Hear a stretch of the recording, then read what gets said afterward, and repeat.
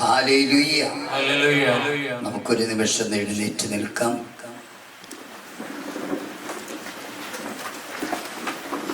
കണ്ണുകളടച്ച് കരങ്ങൾ കൂപ്പി നിൽക്കാം.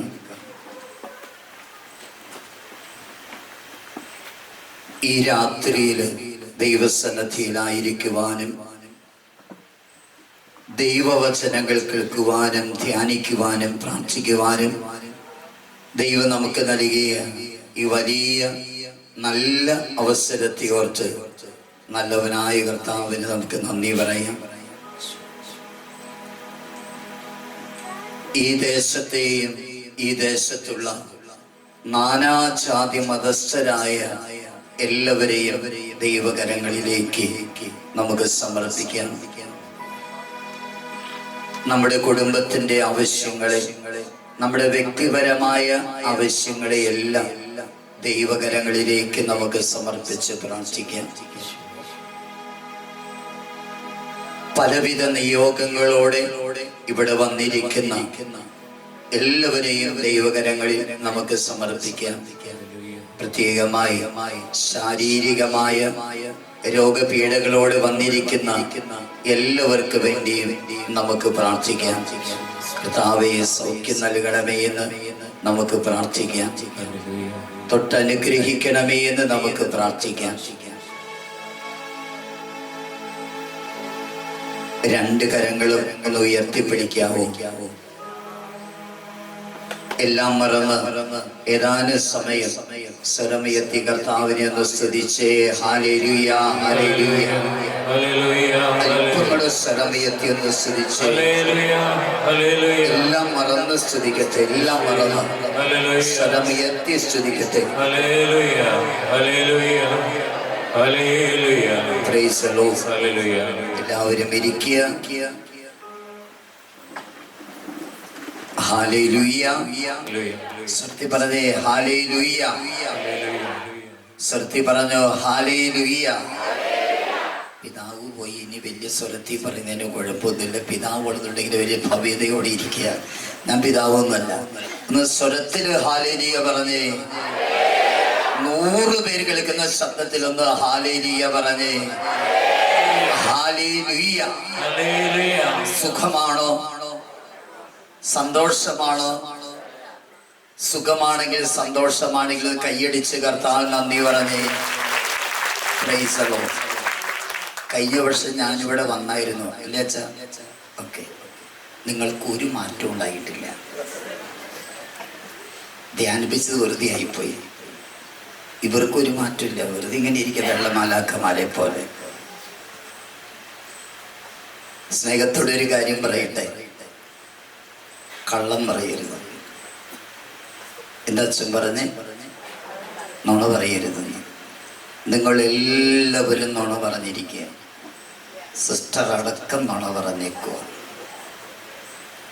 ആത്മാർത്ഥമായിട്ട് ചങ്കത്ത് കൈവച്ചിട്ട് പറയാൻ പറ്റുമോ? ആത്മാർത്ഥമായിരിക്കണം. സുഖമാണെന്ന്. സുഖമാണോ? അതിവിടുന്ന് ആരും കണ്ട് അറിയാതെ പറഞ്ഞതാന്ന് തോന്നുന്നു അല്ലേ? ഇപ്പൊ ഞാൻ പറഞ്ഞില്ലേ, പച്ചക്കള്ള പറഞ്ഞത് ശരിയായില്ലേ? അപ്പൊ ആരൊന്നും വേണ്ടതില്ല. ഇപ്പൊ സുഖമാണെങ്കിലും സന്തോഷമാണെങ്കിലും ഒരു വെടിക്കെട്ട് കൈയ്യടി തമ്പുരാൻ കർത്താവിനോടുത്തേ. ഇത് വെടിക്കെട്ടായില്ല. ഹല്ലേലൂയ. ഇനി കൈയടിക്കാൻ ഞാൻ പറയില്ല, പകരം ഒരു വചനം പറയും. ആ വചനം ഏതായിരിക്കും? സങ്കീർത്തനം 47:1. ജനതകളെ കരഘോഷം മുഴക്കുവിൻ, ദൈവത്തിന് മുൻപില് ആഹ്ലാദാരവം മുഴക്കുവിൻ. ഹല്ലേലൂയ. ജനതകളെ കരഘോഷം മുഴക്കുവിൻ, ദൈവത്തിന് മുൻപില് ആഹ്ലാദാരവം മുഴക്കുവിൻ. Praise the Lord. അപ്പൊ ഞാൻ ഇങ്ങനെ പറയും, സങ്കീർത്തനം 47:1. ഉടനെ എല്ലാവരും കൈയടിക്കണം. രണ്ടാമത് പറയുന്നുവെങ്കിൽ അതിന്റെ അർത്ഥം ഇതാ, കൈയടി ശരിയായിട്ടില്ല, കുറച്ചുകൂടെ ശക്തിയോടെ കൈയടിക്കണമെന്ന്. മൂന്നാമത് പറയുന്നെങ്കിൽ ഇങ്ങനെ പറയും, സങ്കീർത്തനം 47 ഞാൻ പറയുള്ളൂ. നിങ്ങൾ കൈ അടിച്ചുകൊണ്ട് തന്നെ 100 പേര് കേൾക്കുന്ന ശബ്ദത്തിൽ 1 എന്ന് പറയണം. മനസ്സിലായോ സിസ്റ്ററെ? മനസ്സിലായോ? ഓക്കെ. Trial number 1. സങ്കീർത്തനം 47:1. ശരിയായില്ല. സങ്കീർത്തനം 47:1. ശരിയായില്ല. സങ്കീർത്തനം 47. അയ്യോ, ഒന്ന് ചീറ്റിപ്പോയി. മര്യാദയ്ക്ക് ഒന്ന് പറയുന്നവരെ ഞാൻ കൈയടിപ്പിക്കും. ഓക്കെ, പെട്ടെന്ന് പറഞ്ഞ് പെട്ടെന്ന് ക്ലാസ് കിട്ടും. സങ്കീർത്തനം 47:1. സങ്കീർത്തനം 47:1. സങ്കീർത്തനം 47 ഒരു പരുവത്തിലായിട്ടുണ്ട്. Price the Lord. ഇനി എപ്പോൾ സങ്കീർത്തനം 47:1 എന്ന് പറയുന്നത് കൈയടിച്ചോളണം. പക്ഷെ സങ്കീർത്തനം എന്ന് പറയുമ്പോൾ കൈയടിച്ചേക്കരുത്. ഹല്ലേലൂയ. ഈ അടുത്ത കാലത്ത് പ്രാർത്ഥിച്ചപ്പോൾ തമ്പുരാനൊരു വെളിപ്പെടുത്തല. ഈ വെടിക്കെട്ട് കൈഡി എന്ന് പറയേണ്ട പകരം വചനം പറഞ്ഞാൽ മതി. ഹല്ലേലൂയ. സ്നേഹമുള്ളവരെ, ഇന്ന് രാവിലെ മുതൽ നിങ്ങൾക്ക് വേണ്ടി പ്രാർത്ഥിച്ചുകൊണ്ടിരിക്കുകയായിരുന്നു. അച്ഛൻ്റെ സെന്ററിൽ ഇന്ന് വൺ ഡേ കൺവെൻഷൻ ആയിരുന്നു. അത് കഴിഞ്ഞ് 4 മണി കഴിഞ്ഞ് പിന്നെ മുറിയിൽ വന്ന് ഒരുങ്ങി ഇങ്ങോട്ട് പോന്നു. 1.5 മണിക്കൂർ യാത്രയിലും വണ്ടിയിലിരുന്ന് ജപമാല ചൊല്ലി ഞാൻ പ്രാർത്ഥിക്കുകയായിരുന്നു. അപ്പോൾ ഇന്ന് നിങ്ങളുമായിട്ട് പങ്കുവെക്കേണ്ട വിഷയം എന്താണെന്ന് പ്രാർത്ഥിച്ചപ്പോൾ പെട്ടെന്ന് മനസ്സിൽ ദൈവം തന്ന ആശയം ഇതാണ്: വിളിച്ചപേക്ഷിക്കുക എന്നുള്ളത്. എന്താണ് ചെയ്യേണ്ടത്? വിളിച്ചപേക്ഷിക്കുക. നമ്മുടെ എല്ലാവരുടെയും ജീവിതത്തിൽ പലവിധ കാരണങ്ങളാൽ അന്ധകാരങ്ങള്, തകർച്ചകള്, പരാജയങ്ങള്, രോഗങ്ങള് ഉണ്ടാകാറുണ്ട് നമ്മുടെ എല്ലാവരുടെയും ജീവിതത്തിൽ. ഇങ്ങനെ ജീവിതത്തില് അന്ധകാരങ്ങള്, തകർച്ചകള്, പരാജയങ്ങള്, കടബാധ്യതകള്, രോഗങ്ങളൊക്കെ ഉണ്ടാകുമ്പോൾ ഇന്ന് ഈ ലോകത്തിലേക്ക് നോക്കുമ്പോൾ മനുഷ്യൻ എന്ത് ചെയ്യുന്നു എന്ന് ചോദിച്ചാൽ, മനുഷ്യൻ ആത്മഹത്യ ചെയ്യുന്നു, ഒളിച്ചോട്ടം നടത്തുന്നു, മന്ത്രവാദം കൊടോത്രം ചെയ്യുന്നു, മന്ത്രച്ചരട് ഏലസ് ജപിച്ചു കെട്ടുന്നു, ചാരായിക്കടയിൽ കയറി, മദ്യശാലയിൽ കയറി മദ്യപിച്ച് ആശ്വാസം കണ്ടെത്താൻ നോക്കുന്നു. ഇതാണ് മനുഷ്യൻ ചെയ്യുന്നത്. Hallelujah, hallelujah, hallelujah. Price the Lord. പ്രിയമുള്ളവരെ, ഈ മേഖലകളിലൊന്നും ദൈവത്തിന്റെ അനുഗ്രഹം കടന്നു വരുന്നില്ല. ഹല്ലേലൂയ. ജീവിതത്തിൽ അന്ധകാരങ്ങള്, തകർച്ചകള്, പരാജയങ്ങള്, രോഗങ്ങൾ വരുമ്പോൾ ഒളിച്ചോടി ചെല്ലുന്നിടത്തോ പ്രിയമുള്ളവരെ ആത്മഹത്യയിലോ, മന്ത്രവാദത്തിലോ, കുടോത്രത്തിലോ, മന്ത്രച്ചരടിലോ, ഏലസിലോ, പിള്ളേര് മദ്യശാലയിലോ ദൈവത്തിന്റെ അനുഗ്രഹം കടന്നു വരുന്നില്ല. ഈ പ്രിയമുള്ള ഈ പ്രവർത്തികളൊക്കെ വിശുദ്ധ ഗ്രന്ഥത്തിന്, ബൈബിളിന് എതിരാണ് എന്നുള്ളതാണ് ബൈബിൾ പഠനം. സങ്കീർത്തനം 47:1.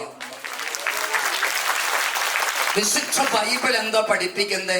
ഹോസിയ പ്രവാചകന്റെ പുസ്തകത്തില് 7-ാം അധ്യായത്തില് 14-ാമത്തെ തിരുവചനം അതിങ്ങനെയാണ്: ഹൃദയം നൊന്ത് എന്ന് വിളിച്ചപേക്ഷിക്കേണ്ടതിന് പകരം അവർ കിടക്കയിൽ വീണ് വിലപിക്കുന്നു. ധാന്യത്തിനും വീഞ്ഞിനു വേണ്ടി അവർ തങ്ങളെ തന്നെ മുറിവേൽപ്പിക്കുന്നു. ഹല്ലേലൂയ. എന്താ വചനം? ഹൃദയം നൊന്ത് എന്ന് വിളിച്ചപേക്ഷിക്കേണ്ടതിന് പകരം. കണ്ടോ? ഹൃദയം നൊന്ത്. ഇങ്ങനെ അന്ധകാരങ്ങള്, തകർച്ചകള്, പരാജയങ്ങള്, കഷ്ടപ്പാടുകള്, രോഗങ്ങൾ ഉണ്ടാകുമ്പോൾ എന്നെ വിളിച്ചപേക്ഷിക്കേണ്ടതിന് പകരം അവർ കിടക്കയിൽ വീണ് വിലപിക്കുന്നു. ധാന്യത്തിനും വീഞ്ഞിനു വേണ്ടി അവർ തങ്ങളെ തന്നെ മുറിവേൽപ്പിക്കുന്നു. അപ്പോൾ ഈ ഒളിച്ചോട്ടങ്ങളും, ഈ ആത്മഹത്യയും, ഈ മന്ത്രവാദ കൊടോത്രവും, ഈ മന്ത്രച്ചരടും ഏലസും, ഈ മദ്യശാലയൊന്നും ദൈവത്തിന്റെ അനുഗ്രഹങ്ങൾ കടന്നു വരുന്ന മേഖലയല്ല. ഹല്ലേലൂയ. നമ്മൾ ഒളിച്ചോടി ചെല്ലുന്ന സ്ഥലങ്ങളിലോ, ആത്മഹത്യയിലോ, ഒരു മന്ത്രവാദിയുടെ അടുക്കലോ, മന്ത്രച്ചരട് ഏലസിലോ, ലോകത്തിലുള്ള ഒരു മദ്യശാലയിലോ ദൈവത്തിന്റെ അനുഗ്രഹം വരുന്നില്ല. പകരം വിളിച്ചപേക്ഷിക്കുക. അതാണ് വിശുദ്ധ ബൈബിള് പഠിപ്പിക്കുന്നത്. യേശുവേ എന്ന് വിളിക്കാൻ. അടുത്ത കാലത്ത് ഞാൻ വൈക്കത്ത് നിന്ന് ഡിവൈനിലേക്ക് ക്ലാസ് എടുക്കാൻ പോകുമ്പോൾ ഞാനിവിടെ ഈ പ്രിയമുള്ളവരെ നമ്മുടെ തൃപ്പൂണിത്തറയ്ക്കടുത്ത് നടക്കാവ് എന്ന സ്ഥലത്ത് വന്നപ്പോൾ വലിയൊരു ഫ്ലെക്സ് കാണുകയുണ്ടായി. ഫ്ലെക്സിന്റെ മുകളിൽ എഴുതിയിരിക്കുന്നു ആദരാഞ്ജലികൾ. എന്നിട്ട് ഒരു പുരുഷന്റെ ഒരു സ്ത്രീയും ഫോട്ടോ വെച്ചിരിക്കുന്നു. താഴെ 2 കുഞ്ഞുങ്ങളുടെ ഫോട്ടോ വെച്ചിരിക്കുന്നു. അപ്പോൾ പെട്ടെന്ന് ഞാൻ ഡ്രൈവറോട് ചോദിച്ചു, എടാ വലിയൊരു ഫ്ലെക്സ് കാണുന്നുണ്ട്, ഇത് മരിച്ചതിന്റെ ആണല്ലോ, അപകട മരണമാണോ, എന്ത് സംഭവിച്ചു? അപ്പൊ ഡ്രൈവർ ചോദിച്ചു, അച്ഛൻ ഇതൊന്നും അച്ഛൻ അറിഞ്ഞില്ലേ? എന്താണ് നീ കാര്യം പറ. അച്ഛൻ ഇത് പത്രത്തിൽ വന്ന വാർത്തയാ, TV-യിൽ വന്ന വാർത്തയാ. ഞാൻ കുറച്ച് ദിവസമായിട്ട് തിരക്കായതിന് പത്രം നോക്കാൻ പറ്റിയില്ല, TV ന്യൂസും കേൾക്കാനും പറ്റിയില്ല. എന്ത് പറ്റിയടാ? പറയുകയാണ്, ആ ഭാര്യയും ഭർത്താവും ഗവൺമെന്റ് ടീച്ചേഴ്സാണ്. അവരുടെ 2 മക്കളാണ്, 7 വയസ്സ് 5 വയസ്സൊക്കെ പ്രായം തോന്നുന്നു. എന്നിട്ട് അവൻ പറയുക, ഈ ഭാര്യയും ഭർത്താവും ഗവൺമെന്റ് ടീച്ചേഴ്സാണ്. അവർക്ക് സാമ്പത്തിക തകർച്ച ഉണ്ടായപ്പോൾ ഈ 2 കുഞ്ഞുങ്ങൾക്കും വിഷം കൊടുത്തിട്ട് ഈ ഭാര്യയും ഭർത്താവും വിഷം കഴിച്ച് മരിച്ചിരിക്കുകയാണ്. വലിയൊരു സാമ്പത്തിക തകർച്ചയിൽ. ഓർക്കണേ, 2 പേരും ഗവൺമെന്റ് ടീച്ചേഴ്സാണ്, നല്ല സാലറി ഉണ്ട്. എന്നിട്ട് പോലും അവർക്ക് ആ തകർച്ചയിൽ രക്ഷപ്പെടാൻ തമ്പുരാൻ കർത്താവ് 2 പേർക്കും ഗവൺമെന്റ് സാലറി കൊടുക്കുന്നുണ്ട്. ഗവൺമെന്റ് ജോലിക്കാരാണ്. എന്നിട്ടും അവര് ആത്മഹത്യ ചെയ്തിരിക്കുക. ഈ ആത്മഹത്യയിലും ഈ 2 കുഞ്ഞുങ്ങളെ കൊന്നുകളഞ്ഞതിലും ദൈവത്തിന്റെ അനുഗ്രഹം വരുന്നുണ്ടോ? പറ, ഉണ്ടോ? ഇല്ല. 2 കുഞ്ഞുങ്ങളെ ജീവനെ നശിപ്പിച്ചു. അവർ 2 പേരുടെയും ആത്മാവിനെ അവര് നഷ്ടപ്പെടുത്തി. അവർക്കൊരിക്കലും ദൈവാനുഗ്രഹം കിട്ടുന്നില്ല. വിശുദ്ധ ബൈബിൾ എന്താ പഠിപ്പിക്കുന്നത്? നാഹും പ്രവാചകന്റെ പുസ്തകം. നിങ്ങൾക്ക് നാഹും പ്രവാചകൻ ഉണ്ടോ? ഉണ്ട്. ഗുഡ്. നാഹും പ്രവാചകന്റെ പുസ്തകത്തിൽ 1-ാം അധ്യായത്തിൽ 7-ാമത്തെ തിരുവചനം, കർത്താവ് നല്ലവരും കഷ്ടതയുടെ നാളിൽ അഭയ ദുർഗവുമാണ്, തന്നിൽ ആശ്രയിക്കുന്നവരെ അവിടുന്ന് അറിയുന്നു. ഹല്ലേലൂയ. കർത്താവ് ആരാണെന്ന് പറഞ്ഞത്? നല്ലവനാണ്. കർത്താവ് നല്ലവനും കഷ്ടതയുടെ നാളിൽ അഭയ ദുർഗവുമാണ്. ജീവിതത്തിൽ അന്ധകാരങ്ങളിൽ, തകർച്ചകളിൽ, കഷ്ടതകളിൽ, രോഗങ്ങളിൽ നമുക്ക് ആശ്രയിക്കാൻ പറ്റുന്ന വലിയൊരു സ്ഥലമാണ് ദൈവസന്നിധി. Hallelujah, hallelujah. അത് കഷ്ടതയുടെ നാളിൽ അഭയ ദുർഗവുമാണ്, തന്നിൽ ആശ്രയിക്കുന്നവരെ അവിടുന്ന് അറിയുന്നത്. ഞാനിങ്ങനെ ചിന്തിക്കുകയായിരുന്നു, ഒരു പക്ഷേ ഈ മനുഷ്യര് ഈ തകർച്ചയില് അവർ യേശുവേ എന്നൊന്ന് വിളിച്ചിട്ടുണ്ടെങ്കിൽ അവരെ തമ്പുരാൻ കർത്താവ് രക്ഷിച്ചേരെ. ഹല്ലേലൂയ.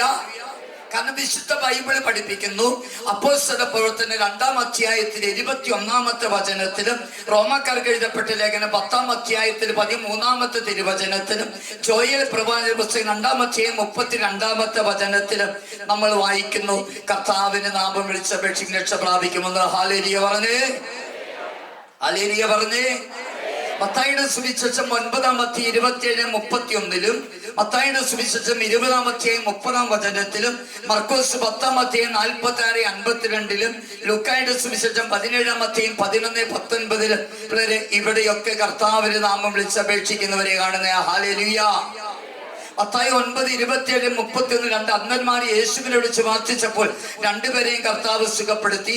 മത്തായി 20-ാം അധ്യായം 30-ാം വചനത്തിൽ 2 അന്ധന്മാർ യേശുനാമം വിളിച്ച് പ്രാർത്ഥിച്ചപ്പോൾ കർത്താവ് സുഖപ്പെടുത്തി. മർക്കോസ് 10:46-52 അന്ധയാചകൻ ബർത്തിമേസ് യേശുനാമം വിളിച്ച് പ്രാർത്ഥിച്ചപ്പോൾ അവനെ സുഖപ്പെടുത്തി. പ്രിയമുള്ളവരെ, ലൂക്ക 17-11-19 10 കുഷ്ഠരോഗികൾ യേശുനാമം വിളിച്ച് പ്രാർത്ഥിച്ച് 10 പേരെയും കർത്താവ് സുഖപ്പെടുത്തി. ഹല്ലേലൂയ. ഇതാണ് വിശുദ്ധ ബൈബിള്.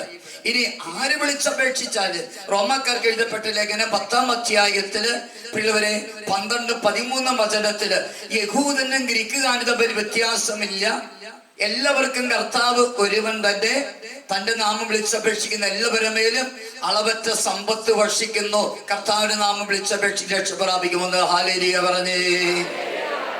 സ്നേഹത്തോടൊരു കാര്യം പറയട്ടെ, ബൈബിൾ ആരും തുറക്കണ്ട, അടച്ചു വെച്ചോ. ഞാൻ പറയുന്ന വചനം കറക്റ്റാണ്. നിങ്ങൾ എന്നെ ടെസ്റ്റ് ചെയ്യുന്നതെന്ന് എനിക്കറിയാം. ഇരിപ്പ് കണ്ട എനിക്കറിയാം, ചേട്ടൻ്റെ ഇരിപ്പ് കണ്ട എനിക്കറിയാം. ഒരു വചനപ്രഘോഷണം തോന്നുന്നു കണ്ടു കഴിഞ്ഞിട്ട്. ഞാനും ആണോ? അതെ, എന്താ? Price the Lord. ഹല്ലേലൂയ. അച്ഛനിങ്ങനെ വാതര വചനം ചേട്ടന് സംശയം തുറന്ന് ഉടനെ നോക്കുക, ഇത് ശരിയാണോ എന്ന്. അപ്പൊ നിങ്ങൾ അതിലേക്ക് നോക്കുമ്പോൾ ശ്രദ്ധ പോകും. പിന്നെ എൻ്റെ മുഖത്ത് നോക്കിയിരിക്കുക, ഒരു മണിക്കൂർ കണ്ടിരിക്കാനുള്ള സൗന്ദര്യമൊക്കെ എനിക്കുണ്ട്. സങ്കീർത്തനം 47:1. ഒരു ബൈബിൾ ആരും തുറക്കണ്ട. എനിക്ക് നിർബന്ധമുള്ള ഒരു കാര്യം. ഒന്ന് ഹല്ലേലൂയ പറയോ? ആന്റെ കൊണ്ട് എഴുതിയെടുക്കുക വചന. ഹല്ലേലൂയ പറയോ? ഹല്ലേലൂയ. യോനാ പ്രവാചക പുസ്തകം 2-ാം അധ്യായത്തിലെ 2-ാം തിരുവചനം, എന്റെ കഷ്ടതയിൽ ഞാൻ കർത്താവിനെ വിളിച്ചപേക്ഷിച്ചു. എന്താ പറഞ്ഞേ? എന്റെ കഷ്ടതയില് കർത്താവിനെ വിളിച്ചപേക്ഷിച്ചു, അവിടുന്ന് എനിക്ക് ഉത്തരമരുളി. പാതാളത്തിന്റെ ഉദരത്തിൽ നിന്ന് ഞാൻ നിലവിളിച്ചു, അവിടുന്ന് എന്റെ നിലവിളി കേട്ടു. ഹല്ലേലൂയ. എന്റെ കഷ്ടതയിൽ ഞാൻ കർത്താവിനെ വിളിച്ചു, എന്റെ നിലവിളി അവിടുന്ന് കേട്ടു, എന്റെ പ്രാർത്ഥനയ്ക്ക് അവിടുന്ന് ഉത്തരം തന്നു. ഹല്ലേലൂയ.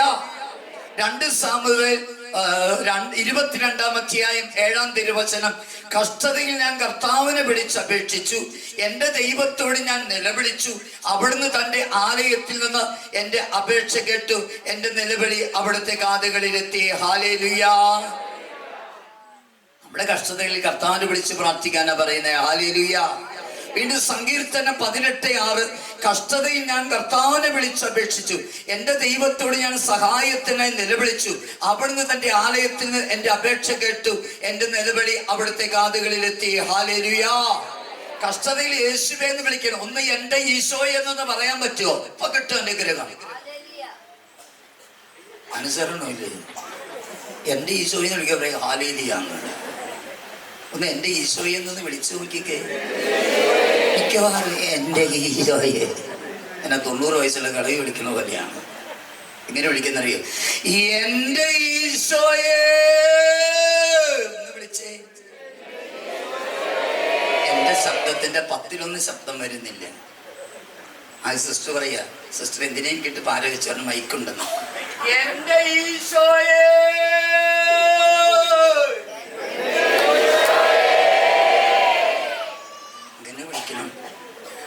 അവിടെ ചമ്മോട്.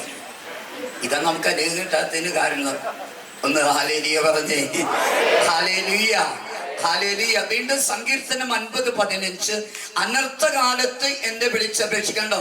അനർത്ഥങ്ങൾ ഉണ്ടാകുമ്പോൾ എന്നെ വിളിച്ചപേക്ഷിക്കുക, ഞാൻ നിന്നെ മോചിപ്പിക്കും, നീ എന്നെ മഹത്വപ്പെടുത്തുകയും ചെയ്യും. ഹല്ലേലൂയ. വീണ്ടും സങ്കീർത്തനം 34:6, ഈ എളിയവൻ നിലവിളിച്ച് കർത്താവ് കേട്ടു, എല്ലാ കഷ്ടതകളിൽ നിന്ന് അവനെ രക്ഷിക്കുകയും ചെയ്തു. ഹല്ലേലൂയ. വീണ്ടും സങ്കീർത്തനം 34:17, നീതിമാൻ സഹായത്തിന് നിലവിളിക്കുമ്പോൾ, ആര് സഹായത്തിന് നിലവിളിക്കുമ്പോൾ? പറ ആര് സഹായത്തിന് നിലവിളിക്കുമ്പോൾ? ആര് സഹായത്തിന് നിലവിളിക്കുമ്പോൾ? ഞാൻ നീതിമാനാണോ? കിടക്കണം. ഇതാ കുഴപ്പം. നീതിമാനാന്ന് ചങ്കുറ്റത്തോടെ പറയാനുള്ള ധൈര്യം നിങ്ങൾക്കില്ല. ചങ്കത്ത് കൈവശി ചോദിച്ച് ഞാൻ നീതിമാനാണോന്ന് ഉള്ളിന്നൊരു സ്വരം കേൾക്കും, അത് ദൈവത്തിന്റെ സ്വരമായിരിക്കും. Price the Lord. നീതിമാൻ സഹായത്തിന് നിലവിളിക്കുമ്പോൾ കർത്താവ് കേൾക്കുന്നു, അവനെ സകലവിധ കഷ്ടതകളിൽ നിന്ന് രക്ഷിക്കുന്നു. ഹല്ലേലൂയ. ആര് നിലവിളിക്കുമ്പോൾ? നീതിമാൻ ആരാ? ഞാൻ കൊടുക്കുന്ന മറുപടി ഇതാണ്. ആരാണ് നീതിമാൻ? യേശു ക്രിസ്തുവിന്റെ നീതിയിൽ ജീവിക്കുന്ന വ്യക്തി, യേശുവിന്റെ സ്നേഹത്തിൽ ജീവിക്കുന്ന വ്യക്തി, യേശുവിന്റെ പ്രാർത്ഥനയിൽ ജീവിക്കുന്ന വ്യക്തി, യേശുവിന്റെ വിശുദ്ധിയിൽ ജീവിക്കുന്ന വ്യക്തി, യേശുവിന്റെ ക്ഷമയിൽ ജീവിക്കുന്ന വ്യക്തി, യേശുവിന്റെ താഴ്മയിൽ ജീവിക്കുന്ന വ്യക്തി, പാവപ്പെട്ടവരെ സഹായിച്ച യേശു ക്രിസ്തുവിന്റെ പോലെ പാവപ്പെട്ടവരെ സഹായിക്കുന്ന വ്യക്തി, ആ വ്യക്തിയാണ് നീതിമാൻ. ആ നീതിമാൻ സഹായത്തിന് നിലവിളിക്കുമ്പോൾ കർത്താവ് കേൾക്കും, സകലവിധ കഷ്ടതകളിൽ രക്ഷിക്കുമെന്ന്. ഹല്ലേലൂയ പറയോ? ഹല്ലേലൂയ പറയോ? വീണ്ടും സങ്കീർത്തനം 69:33, കർത്താവ് ദരിദ്രന്റെ പ്രാർത്ഥന കേൾക്കുന്നു. ആരുടെ പ്രാർത്ഥന കേൾക്കുന്നു? Price the Lord. ഹല്ലേലൂയ. നിന്റെ കഷ്ടത്തിൽ കർത്താവിനെ വിളിച്ച് പ്രാർത്ഥിക്കാൻ തമ്പുരാൻ അതാ പറയണം. ഒന്ന് ഹല്ലേലൂയ പറഞ്ഞേ. ഹല്ലേലൂയ. ഹല്ലേലൂയ. വീണ്ടും 106-ാം സങ്കീർത്തനം 44-ാം വചനം, കർത്താവ് അവരുടെ നിലവിളി കേട്ട് അവിടുന്ന് അവരുടെ കഷ്ടത പരിഗണിച്ചു. കണ്ടോ? അവര് വിളിച്ചപ്പോൾ അവരുടെ കഷ്ടത കർത്താവ് പരിഗണിച്ചെന്ന്. വീണ്ടും സങ്കീർത്തനം 107 6-ാം വചനവും 107 13-ാം വചനവും 107 19-ാം വചനവും 107 28-ാം വചനം. ഒരേ സങ്കീർത്തനത്തിൽ 4 വചനങ്ങൾ ഒരേ വചനങ്ങളാണ്. ഒന്ന് ഹല്ലേലൂയ പറഞ്ഞേ. ആ വചനം എന്താ? തങ്ങളുടെ കഷ്ടതയിൽ അവർ കർത്താവിനെ വിളിച്ചപേക്ഷിച്ചു. കണ്ടോ? അവരുടെ കഷ്ടതയിൽ നിന്ന് അവിടുന്ന് അവരെ രക്ഷിച്ചു. ഹല്ലേലൂയ. അച്ഛൻ ആദ്യം പറഞ്ഞ സെന്റൻസ് എന്താ? നമ്മുടെ ജീവിതത്തിൽ അന്ധകാരങ്ങൾ, കഷ്ടതകൾ, തകർച്ചകൾ, അനർത്ഥങ്ങൾ, പരാജയങ്ങൾ, രോഗങ്ങൾ ഉണ്ടാകുമ്പോൾ നമ്മൾ കർത്താവിനെ വിളിച്ച് പ്രാർത്ഥിക്കാൻ. അതാണ് വിശുദ്ധ ബൈബിൾ പഠനം. ഞാൻ ഈ കഴിഞ്ഞ 19-ാം തീയതി, കഴിഞ്ഞതിന്റെ മുൻപിലത്തെ ഞായറാഴ്ച, ഞാൻ കോയമ്പത്തൂര് ഞങ്ങളുടെ ധ്യാന കേന്ദ്രത്തിൽ കൺവെൻഷന്റെ സമാപന ദിവസം പ്രസംഗിക്കാൻ പോയി. അപ്പോൾ അവിടെ 9 വർഷം ഉണ്ടായിരുന്നു. അതുകൊണ്ട് എന്നോട് നിർബന്ധമായിട്ട് ചെല്ലണമെന്ന് പറഞ്ഞു. ഞാൻ അവിടെ പോകുന്നതിന് 2 ദിവസം മുൻപ് എനിക്ക് കോയമ്പത്തൂരിൽ ഒരു കോള് വരികയാണ്. ഞാൻ അവിടെ 9 വർഷം ഉണ്ടായിരുന്നപ്പോൾ അവിടെ റിസപ്ഷൻ കൗണ്ടറിലിരുന്ന ട്രീസ എന്ന സഹോദരിയെ വിളിച്ച്, അച്ചു 5 ദിവസത്തെ കൺവെൻഷനിൽ അച്ഛൻ 5 ദിവസം ഉണ്ടാവുമോ? ഞാൻ പറഞ്ഞില്ല, ഞാൻ 1 ദിവസം വരെയുള്ള, മറ്റു ദിവസങ്ങളിൽ ഹൈദരാബാദും ചെന്നൈയിലുമാണ്. എന്തിയെ? അച്ഛൻ കൺവെൻഷന് വരുമ്പോൾ ഒരു വീടൊന്ന് വെഞ്ചിരിച്ചു കൊടുക്കാവോ? ഞാൻ പറഞ്ഞു, അയ്യോ ഞാൻ അങ്ങനെ വരുമ്പോൾ അങ്ങനെയൊന്നും പോകാറില്ല. അല്ല, അച്ഛൻ പോകണം, അച്ഛന് ഏറ്റവും ഇഷ്ടപ്പെട്ട ഒരു വ്യക്തിയുടെ വീടാന്ന് പറഞ്ഞു. ആരുടെയാന്ന് ചോദിച്ചു. അച്ഛൻ ഓർക്കുന്നുണ്ട്, ഒരു ഹൈന്ദവ കുടുംബം അച്ഛൻ്റെ അടുത്ത് കണ്ണീരോടെ വന്ന് പറഞ്ഞ് പ്രാർത്ഥിച്ചതൊക്കെ പേര് പറഞ്ഞു. അവരുടെ വീടൊന്ന് വെഞ്ചിരിക്കാനാണ്. Praise the Lord. അപ്പൊ ഞാൻ ഓർത്തു, ഞങ്ങൾക്ക് അവിടെ ഈ ഗ്രോട്ടം ഉണ്ട്, തമിഴിൽ ഗിബി എന്ന് പറയും. ഒരു ദിവസം ഞാൻ ഗ്രോട്ടയിൽ ജപമാല ചൊല്ലി പ്രാർത്ഥിക്കാൻ ചെന്ന് കഴിഞ്ഞപ്പോൾ അവിടെ ഒരു ചെറുപ്പക്കാരായ ഒരു പുരുഷനും സ്ത്രീ ഇരിക്കുന്നു. കണ്ടാൽ ഭാര്യ ഭർത്താക്കന്മാര് തോന്നുന്നില്ല. ഈ ഭർത്താവിന് അല്പം ഹൈറ്റ് കുറവും ഭാര്യയ്ക്ക് അല്പം ഹൈറ്റും ഉണ്ട്. കണ്ട സഹോദരന്മാരെ പോലെ തോന്നുന്നേ. ഞാൻ കണ്ടപ്പോൾ ഞാൻ ചോദിച്ചു, എന്ത് പറ്റി, എന്ത് ഇവിടെ വന്നിരുന്ന് ഇങ്ങനെ കരയുന്നത്? അപ്പോൾ അവര് പറയാ, ഞങ്ങൾ ഹൈന്ദവരാണ്, ഞങ്ങളുടെ കല്യാണം കഴിഞ്ഞ് 7 വർഷമായി കൊച്ചില്ല, ഞങ്ങൾക്ക് സ്വന്തമായി ഒരു സെന്റ് ഭൂമിയിൽ ഒരു വീടില്ല, ഞങ്ങൾക്ക് എൻ്റെ ജോലിയാണെങ്കിൽ ശാന്തി ഗിയേഴ്സ് കമ്പനി, നമ്മുടെ ഈ വണ്ടികളുടെ ഗിയർ ശാന്തി ഗിയറുണ്ട്, അവരുടെ ഒരു ഹോട്ടലിൽ പാത്രം കഴുകുന്ന ജോലി ചെയ്യുന്നത്. അവര് ഇങ്ങനെ നിസ്സാര പണത്തിന് ഭക്ഷണം കൊടുക്കുക. രാവിലെ 10 രൂപയ്ക്ക് ഇഷ്ടംപോലെ വയറ് നിറച്ച് ഭക്ഷണം, ഉച്ചയ്ക്ക് 15 രൂപയ്ക്ക് ഇഷ്ടംപോലെ ചോറും കറിയൊക്കെ. പാവപ്പെട്ടവരെ സഹായിക്കുന്ന ഒരു വിഭാഗക്കാരാണ്. അവള് പാത്രം കഴിയുന്ന ജോലി, നിസ്സാര ശമ്പളമുള്ളൂ. അപ്പൊ ഞങ്ങൾക്ക് കുഞ്ഞില്ലാതെ, ഒരു വീടില്ലാതെ, ഒരു നല്ല ജോലിയില്ലാതെ നിരാശയിൽ കഴിയുമ്പോൾ ഈ കുഞ്ഞിനെ കിട്ടാൻ വേണ്ടി ഞങ്ങൾ ഞങ്ങളുടെ മതത്തിന്റെ പല ആചാരങ്ങളിലേക്കും പോയി, മന്ത്രവാദത്തിന്റെ കൂടോത്തരത്തിലേക്കൊക്കെ പോയി ഇങ്ങനെ നടക്കുന്ന കണ്ടപ്പോൾ ഈ ധ്യാന മന്ദിരത്തിൽ പ്രേക്ഷിത പ്രവർത്തനം ചെയ്യുന്ന, മധ്യസ്ഥ പ്രാർത്ഥന നടത്തുന്ന ഒരു റീത്ത ചേച്ചി ഞങ്ങളോട് പറഞ്ഞു, ഇവിടെ ഒരു ആന്റണി അച്ഛനുണ്ട്, അച്ഛനെ പോയി കാണുക, അച്ഛൻ്റെ അടുത്ത് പ്രാർത്ഥിക്കുക, ദൈവം നിങ്ങളെ അനുഗ്രഹിക്കും. അങ്ങനെ ആന്റണി അച്ഛനെ തേടി ഞങ്ങൾ വന്നതാണ്. പറഞ്ഞിങ്ങനെ ഗ്രോട്ടയിൽ കയറി പ്രാർത്ഥിക്കണം. അത് ഗ്രോട്ടയിൽ കയറി പ്രാർത്ഥിച്ചിട്ട് അച്ഛനെ കാണാൻ ഞങ്ങൾ വന്നിരിക്കുകയാണ്. ഞാൻ പറഞ്ഞു, കൊള്ളാം, നല്ല കാര്യം. ഹൈന്ദവ കുടുംബത്തോട് ഞാൻ പറഞ്ഞു, നിങ്ങൾ വന്ന സ്ഥലം പരിശുദ്ധ അമ്മയുടെ ഓർമ്മയ്ക്കായിട്ട് പണിതിരിക്കുന്ന ഗ്രോട്ടോയാണ്. ഈ അമ്മയെക്കാളും വലിയ ഒരാൾ അവിടെ ഇരിപ്പുണ്ട്. അതാരാന്ന് ചോദിച്ചു. ഇവർക്കറിയില്ലല്ലോ. ഞാൻ പറഞ്ഞു, ഈ അമ്മ പ്രസവിച്ച മകൻ യേശു രക്ഷകൻ, ലോകരക്ഷകൻ അപ്പുറത്ത് വലിയ ഹാളിലുണ്ട്. അവിടെ എല്ലാ വെള്ളിയാഴ്ചയും പ്രാർത്ഥനയുണ്ട്. ആ പ്രാർത്ഥനയിൽ നിങ്ങൾ വന്ന് പങ്കെടുക്കുക. എന്നിട്ട് അവരോട് പറഞ്ഞു, ഇങ്ങനെ പ്രാർത്ഥിക്കുക, നന്ദി പറഞ്ഞ് അങ്ങ് പ്രാർത്ഥിക്കാൻ പറഞ്ഞു. ഹല്ലേലൂയ. കുഞ്ഞില്ലാത്തതിനോട് യേശുവിന് യേശു സ്തുതി എന്ന് പറയുക, വീടില്ലാത്തതിനോട് യേശുവെ യേശു സ്തുതി എന്ന് പറയുക, സ്ഥലമില്ലാത്തതിന് യേശുവിന് യേശു സ്തുതി എന്ന് പറയുക, ജോലി ഇല്ലാത്തതിന് യേശുവെ യേശു സ്തുതി എന്ന് പറഞ്ഞ് പ്രാർത്ഥിക്കുക എന്ന് പറഞ്ഞു. അങ്ങനെ അവരെല്ലാം വെള്ളിയാഴ്ച വന്ന് പ്രാർത്ഥിക്കാൻ തുടങ്ങി. അവരുടെ പ്രാർത്ഥനയ്ക്ക് തമ്പുരാൻ കർത്താവ് ഉത്തരം കൊടുക്കാൻ തുടങ്ങി. ആദ്യം അവർക്ക് കിട്ടിയത് 7 വർഷത്തിന് ശേഷം അവിടെ നിന്ന് പ്രാർത്ഥന പരമായി ഒരു ആൺകുഞ്ഞിനെ കർത്താവ് അവർ കൊടുത്തു. ഇന്ന് ആൺകുഞ്ഞ് 7ാം ക്ലാസ്സിൽ പഠിക്കുന്നു. Price the Lord. തമ്പുരാൻ ചെയ്ത അത്ഭുതങ്ങൾ പറയുമ്പോൾ കൈയടിച്ച് നന്ദി പറയുന്ന ഒരു മര്യാദയാണ്. ഹല്ലേലൂയ. ഇന്ന് അവർ 7ൽ പഠിക്കുന്നു. പിന്നെ അവർക്കൊരു പെൺകുഞ്ഞിനെ കൊടുത്തു. ഇന്ന് ആ കൊച്ചിന്ന് 7ാം ക്ലാസ്സിൽ പഠിക്കുന്നു, ഇംഗ്ലീഷ് മീഡിയം ഹൈസ്കൂളിൽ. അപ്പോൾ ഇതിനിടയ്ക്ക് അവർ മാമോദീസ സ്വീകരിച്ചു. ഈ ഭാര്യയും ഭർത്താവും. ഇന്ന് ആ കുടുംബം കൊണ്ടിപ്പുത്തൂര് ഇടവകയിലെ കുടുംബമാണ്. എനിക്കറിയാം. Price the Lord. അപ്പോൾ കുഞ്ഞുങ്ങളില്ലാത്ത ഹൈന്ദവര് യേശുനാമം വിളിച്ച് പ്രാർത്ഥിച്ചപ്പോൾ 2 കുഞ്ഞുങ്ങളെ കർത്താവ് കൊടുത്തു. 1 ചോദിച്ചപ്പോൾ കർത്താവ് 2 കൊടുത്തു. ഹല്ലേലൂയ. വീട് വെച്ചിരിക്കാനായിട്ട് അവർക്ക് സ്വന്തമായി വീടുണ്ടോ? അച്ഛൻ അവർക്ക് സ്വന്തമായി വീട് കൊടുത്തു. അങ്ങനെ ഞാൻ അവിടെ പ്രസംഗിക്കാൻ ചെന്നപ്പോൾ ഞാൻ ആദ്യം പോയത് ഈ കുടുംബത്തിലേക്ക് ചെന്നപ്പോൾ 5 സെന്റ് നല്ല പുരയിടം തമ്പുരാൻ കർത്താവ് അവർക്ക് കൊടുത്തിരിക്കുന്നു. ഈ 5 സെന്റ് സ്ഥലത്തിനുള്ളിൽ നിറയെ 2 നില വാർക്ക വീട് തമ്പുരാൻ കർത്താവ് കൊടുത്തിരിക്കുന്നു. മാത്രമല്ല ശാന്തി ഗേഴ്സിന്റെ കമ്പനിയിൽ പാത്രം കഴുകിയ ടേബിൾ തുടച്ചുകൊണ്ടിരുന്ന ആ ചെറുപ്പക്കാരൻ പറയും, അച്ഛ ഇന്ന് ഞാനൊരു ബിസിനസ്സുകാരനാണ്. നീ ചെയ്യുന്ന ബിസിനസ് എന്താ? ഈ കോയമ്പത്തൂര് ഒത്തിരി കമ്പനികളിൽ ഞാനാണ് കാപ്പി കൊടുക്കുന്നത്, സ്നാക്സ് കൊടുക്കുന്നത്, കാപ്പിക്ക് കടി കൊടുക്കുന്നത് ഞാനാണ്. ഇന്നെനിക്ക് ദാരിദ്ര്യം എന്നുള്ളതില്ല അച്ഛ. അച്ഛ ഒത്തിരി നന്ദിയുണ്ട് ഞങ്ങൾ ഈ കൊച്ചു ഭവനത്തിലേക്ക് വന്നതില്. ഹല്ലേലൂയാ. ചിന്തിച്ചേ, യഹൂദനും ഗ്രീക്കുകാരനും തമ്മിൽ കർത്താവിന് വ്യത്യാസമില്ല. തന്റെ നാമം വിളിച്ചപേക്ഷിക്കുന്ന എല്ലാവരും മേലും അളവറ്റ സമ്പത്ത് വർഷിക്കപ്പെടുന്നു. എല്ലാവർക്കും കർത്താവ് ഒരുവൻ തന്നെ. Price the Lord. ആര് യേശുനാമത്തെ വിളിച്ച് പ്രാർത്ഥിക്കുന്നുവോ ആ വ്യക്തിയുടെ ജീവിതത്തിൽ അളവറ്റ സമ്പത്ത് തമ്പുരാൻ കർത്താവ് വർഷിക്കും. 2 കുഞ്ഞുങ്ങളെ കൊടുത്തു, വലിയ സമ്പത്ത്. 5 സെന്റ് ഭൂമി, 2 നില വാർക്ക് വേണ്ടി തമ്പുരാൻ കൊടുത്തു, വലിയ സമ്പത്ത്.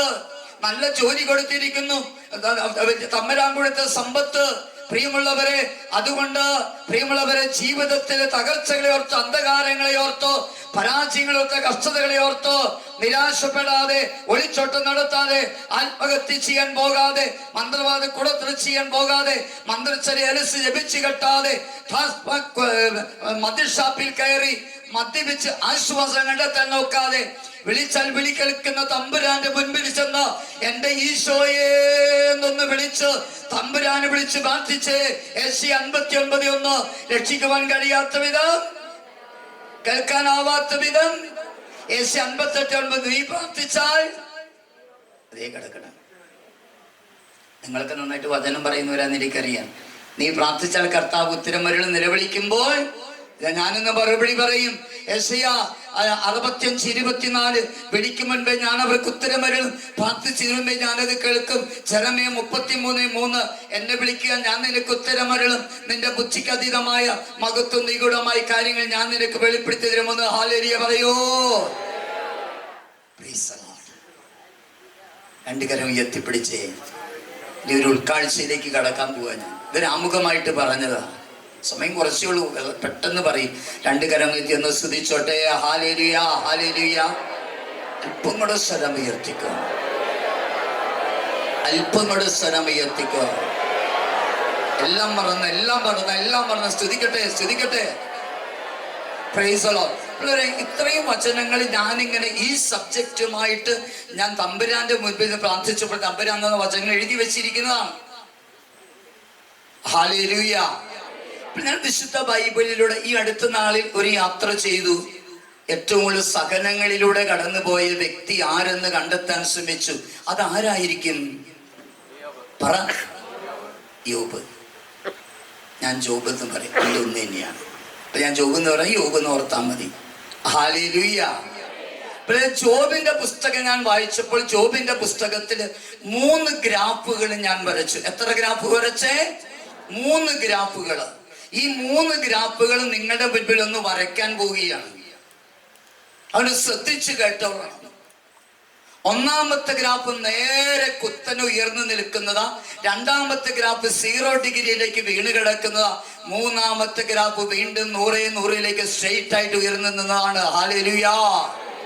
ജോബിന്റെ പുസ്തകം 1ഉം 2ഉം അധ്യായങ്ങൾ വായിക്കുമ്പോൾ ആദ്യത്തെ 2 ഗ്രാഫുകൾ നമുക്ക് കാണാൻ പറ്റും. ജോബിന്റെ പുസ്തകത്തിൽ 1-ാം അധ്യായത്തില് 1-ാമത്തെ വചനം തുടങ്ങി വായിക്കുമ്പോൾ ഉസ് ദേശത്ത് ജോബ് എന്ന ഒരു ധനികൻ ഉണ്ടായിരുന്നു. Price the Lord. Hallelujah, hallelujah.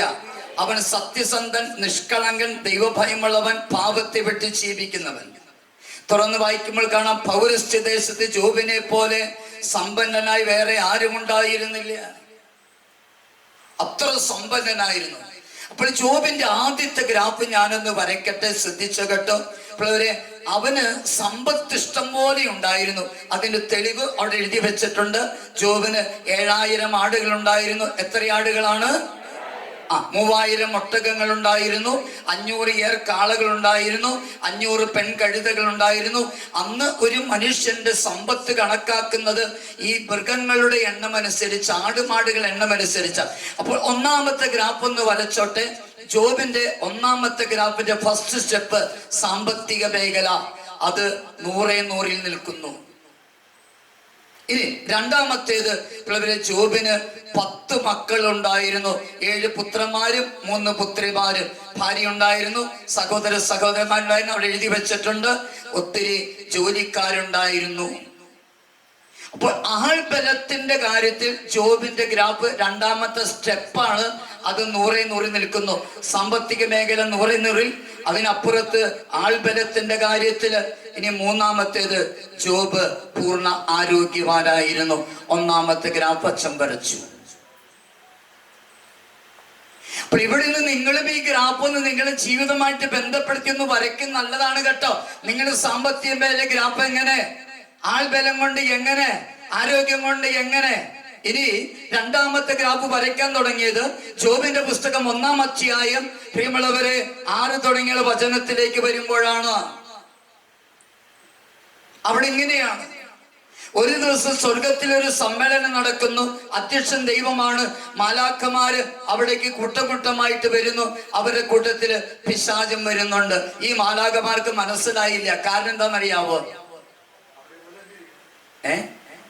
പിശാച് മാലാഖയുടെ വേഷം കെട്ടിയിട്ടും വരും. അതുകൊണ്ട് ഈ മാലാഖമാർക്ക് മനസ്സിലായില്ലെന്ന് ഞാൻ മനസ്സിലാക്കിയത്.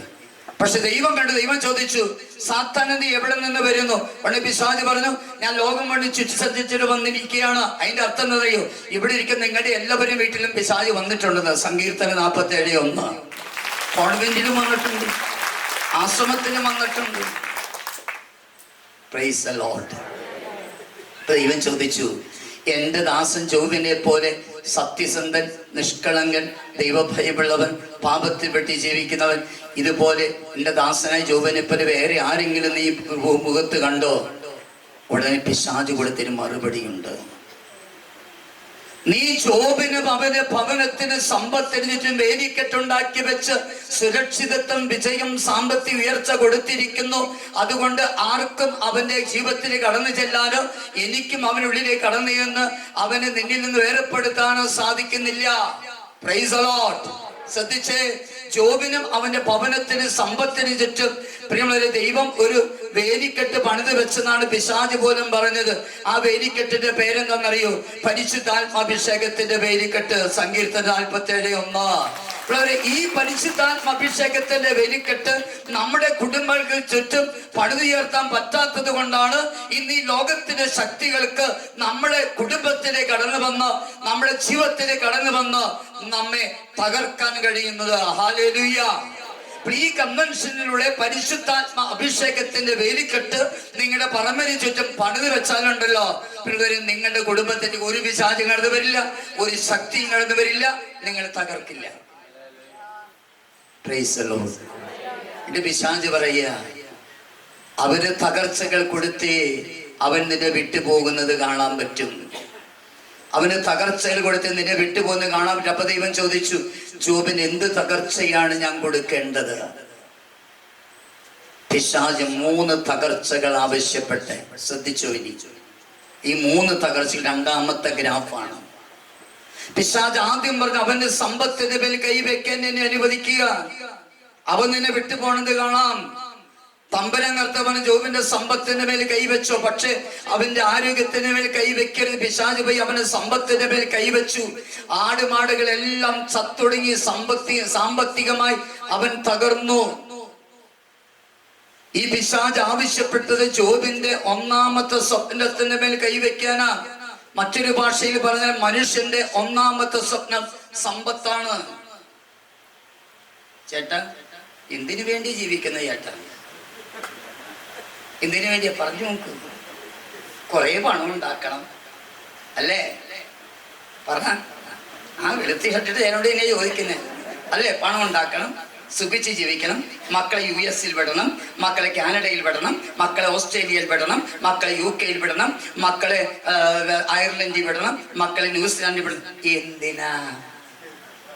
സുഖമായി ജീവിക്കണം. ചേട്ടന്റെ മുഖം കണ്ടപ്പോ എനിക്ക് മനസ്സിലായി അതാണ്. ഏത് മനുഷ്യന്റെ ജീവിതത്തിൽ 1-ാമത്തെ സ്വപ്നം പണമാണ്. ജോബിന്റെ 1-ാമത്തെ സ്വപ്നം സമ്പത്ത്. അവിടെ പിശാച് കയറി പിടിച്ച് ദൈവം അനുവദിച്ചു. ഈ ആടുമാടുകളൊക്കെ ചത്തൊടുങ്ങിയപ്പോൾ ജോബിന്റെ രണ്ടാമത്തെ ഗ്രാഫ് മോളിൽ നിന്ന് വരയ്ക്കട്ടെ.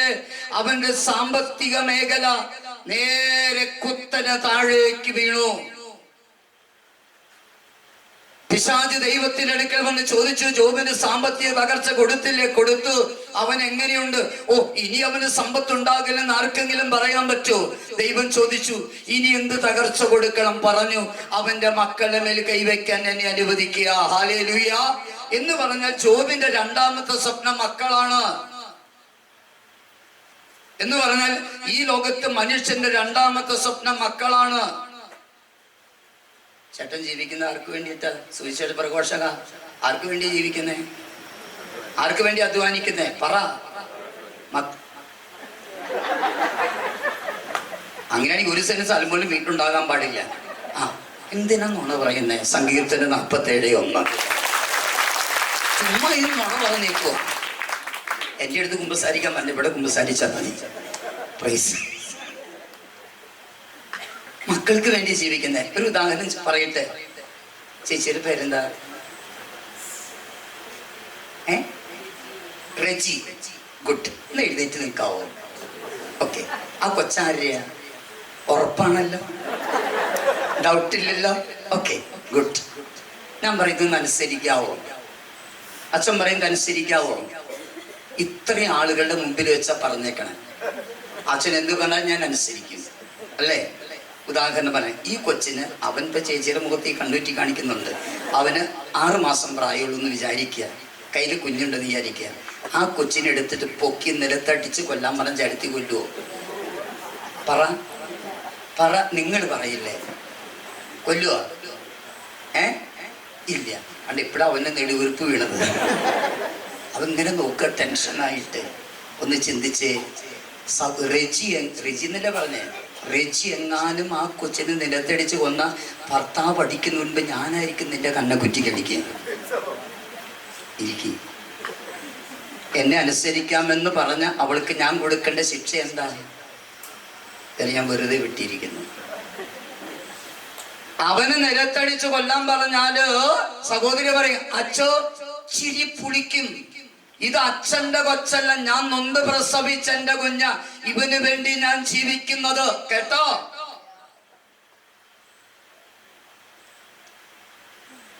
ഇന്ന് ഈ ലോകത്ത് മനുഷ്യന്റെ രണ്ടാമത്തെ സ്വപ്നം മക്കളാ. ഇവിടിക്കുന്ന യുവതി യുവാക്കൾ, നിങ്ങളുടെ മാതാപിതാക്കൾ ഈ വലിയ ത്യാഗത്തെ ഓർത്ത് പ്രിയമുള്ളവരെ നിങ്ങൾ ഇതൊക്കെ മനസ്സിലാക്കി ഈ മാതാപിതാക്കളെ അനുസരിച്ചൊന്ന് ജീവിക്കി. സങ്കീർത്തനം 47:1. ഈ മാതാപിതാക്കളുടെ കണ്ണുനീര് യുവതി യുവാക്കൾ നിങ്ങളുടെ കുടുംബത്തില് നിങ്ങളെ ഓർത്ത് വീഴാൻ നിങ്ങൾ അവരെ അനുവദിക്കരുത്. അവരെ അനുസരിച്ചും അവരെ സ്നേഹിച്ചും അവരെ ബഹുമാനിച്ച് നിങ്ങൾ ജീവിക്കുക. ദൈവത്തിന്റെ അനുഗ്രഹം നിങ്ങൾക്ക് കിട്ടും.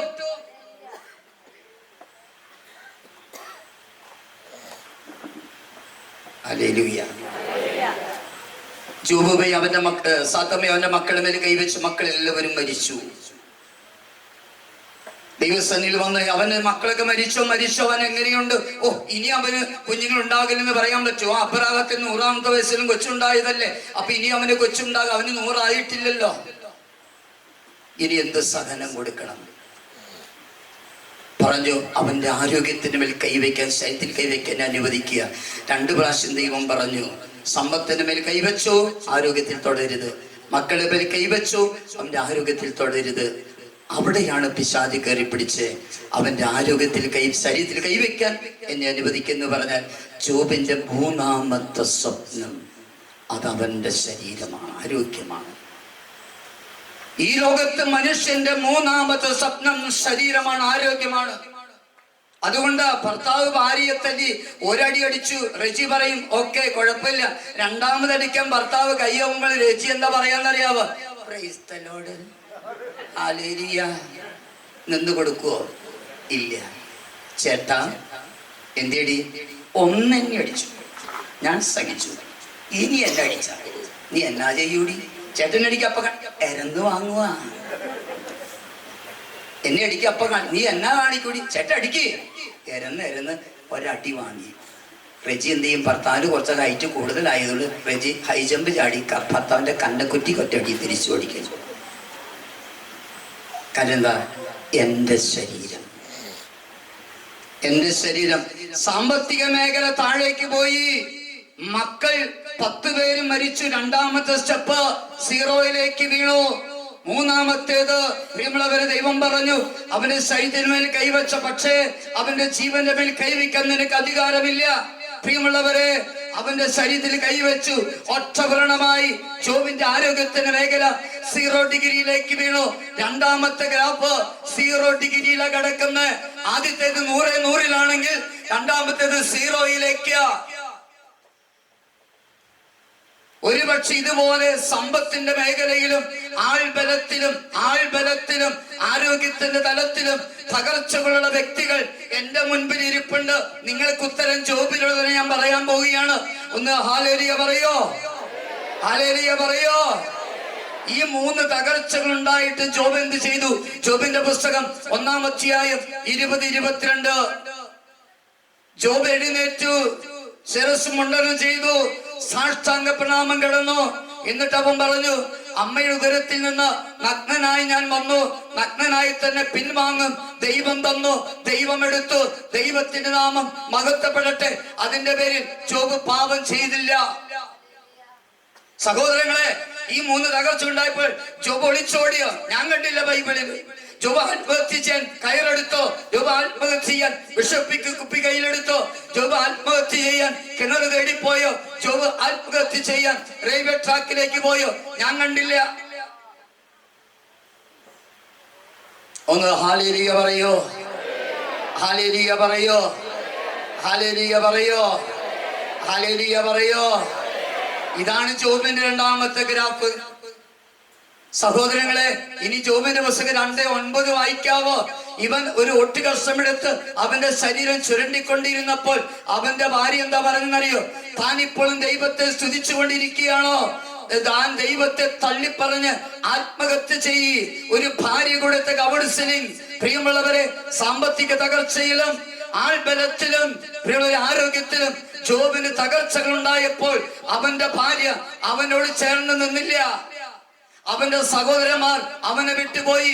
അവന്റെ മുൻപരിചയക്കാർ അവനെ വിട്ടുപോയി. അവരൊക്കെ പറഞ്ഞു, ഞങ്ങളറിയാത്ത ഏതോ വലിയ പാപം നീ ചെയ്തു, അതുകൊണ്ടാണ് ഈ തകർച്ചകൾ ദൈവം നിനക്ക് തന്നിരിക്കുന്നത്. സഹോദരങ്ങളെ, ഒരു സത്യം തിരിച്ചറിഞ്ഞു, ഒരു വെളിപ്പെടുത്തലുണ്ട്. ജീവിതത്തില് തകർച്ചകൾ ഉണ്ടാകുമ്പോൾ നമ്മൾ വിചാരിക്കുന്നവരാരും, നമ്മുടെ ഇപ്പോൾ കൂടെ നിൽക്കുന്നവരാരും നമ്മുടെ കൂടെ നിൽക്കാനുണ്ടാകില്ല.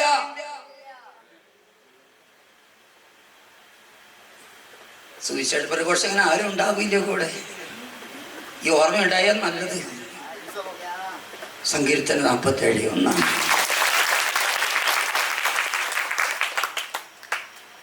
ഇതെല്ലാം ഉള്ളപ്പോൾ കൂടെ നിൽക്കാൻ ആളുകൾ ഉണ്ടാകും. ഇതൊക്കെ നഷ്ടപ്പെടുമ്പോൾ നമ്മെ പുച്ഛിക്കാൻ ആളുകൾ ഉണ്ടാകുള്ളൂ, നമ്മെ പരിഹസിക്കാൻ ആളുകൾ ഉണ്ടാകും, നമ്മളെ കുറ്റപ്പെടുത്താൻ ആളുകൾ ഉണ്ടാകും. പ്രിയമുള്ളവരെ, കൂടെ നിൽക്കുമെന്ന് ചിന്തിച്ച ഭാര്യ പോലും അവനെ തള്ളിപ്പറഞ്ഞു. അവന്റെ സഹോദരന്മാർ വിട്ടുപോയി, അവന്റെ മുൻപരിചയക്കാർ അവനെ വിട്ടുപോയി. ജോബ് ഒറ്റയ്ക്കായി. പ്രിയമുള്ളവരെ, ജീവിതത്തില് തകർച്ചകളിൽ നമ്മളൊക്കെ ഒറ്റപ്പെടുന്ന നിമിഷങ്ങളുണ്ടാകും. ഈ നിമിഷം ഒളിച്ചോടരുത്, കയറെടുക്കരുത്, വിഷക്കുപ്പി എടുക്കരുത്, മന്ത്രവാദ കൂടത്ര പോകരുത്, മന്ത്രവാദ കൂടത്ര ചെയ്യരുത്, മന്ത്രച്ചരി അരച്ച് ജപിച്ച് കെട്ടരുത്. ഈ നിമിഷം ഒരു മദ്യശാലയിലേക്കും പോകരുത്. Hallelujah, hallelujah, hallelujah, hallelujah, hallelujah. ജോബിന്റെ പുസ്തകം വായിച്ചപ്പോൾ ഒരു സത്യം ഞാൻ തിരിച്ചറിഞ്ഞു. എന്താണെന്നറിയോ? ജോബിന്റെ ജീവിതത്തിലെ 0 ഡിഗ്രിയിലേക്ക് അവൻ വീണ് കിടന്നിട്ടും അവന്റെ ജീവിതത്തിന്റെ അവസാനമായിരുന്നില്ല ഈ തകർച്ചകൾ.